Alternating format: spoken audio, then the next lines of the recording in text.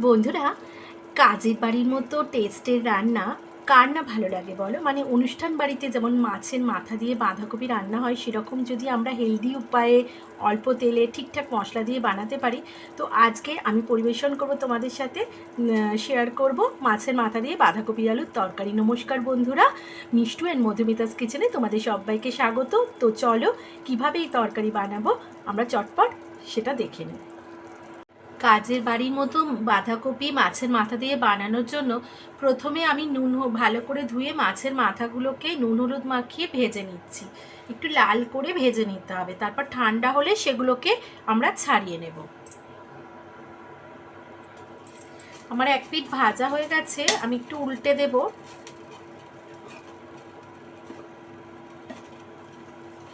দিয়ে এপিট ওপিট করে ভালো করে ভেজে নিয়ে নামিয়ে রাখবো।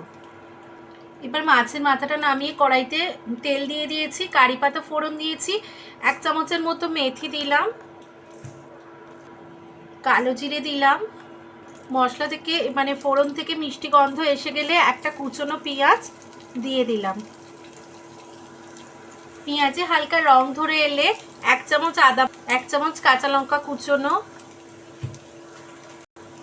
10 কোয়া রসুন কুচনো বা বাটা দিয়ে খুব ভালো করে এই ভাজাটার সঙ্গে মিশিয়ে দিতে হবে।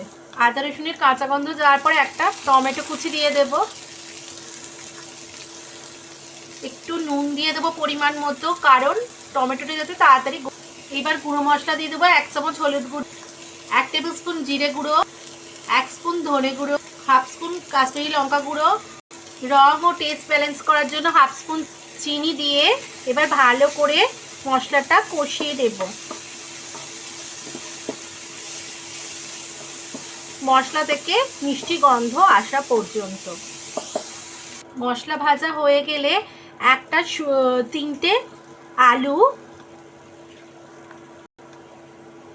হালকা করে মানে বয়েল করা, শক্ত অথচ মানে আমি জাস্ট 2টো সিটি দিয়ে নামিয়ে নিয়েছি প্রেসার খুলে, সেগুলো দিয়ে ভালো করে নাড়িয়ে নেবো। আমি আলুটা যেমন সিটি মেরে নিয়েছি তেমনি বাঁধাকপিটাও একটু ভাপিয়ে নিয়েছি। কিন্তু দেখো বন্ধুরা, আলুটা কিন্তু ভেঙে যাচ্ছে না, এমনভাবে নিয়েছি রাখতে হবে, মানে হালকা সিদ্ধ হবে কিন্তু গলে যাবে না। আলুতে হালকা রং ধরে এলে এবার আমরা বাঁধাকপিটা দিয়ে দেব। এটাও অল্প নুন দিয়ে সিটি মেরে রেখেছি। এবার খুব ভালো করে মিশিয়ে দেব, দিয়ে ভালো করে বাঁধাকপির সাথে মশলাটা কষাবো। বাঁধাকপি ভালো করে কষানো হয়ে গেলে মাছ ভাজাটা টুকরো করে ছোট করে কেটে নিয়ে আমি ঢেলে দিলাম। আর এইবার মাছের এই মাথার সাথে, টুকরো করা মাছের মাথার সাথে খুব ভালো করে কষিয়ে নেব। মিনিট 2 সময় ধরে কষিয়ে দিয়ে উষ্ণ গরম জল আমি ঢেলে দিলাম। এবার ঢাকা চাপা দিয়ে রান্না করব মিনিট 10।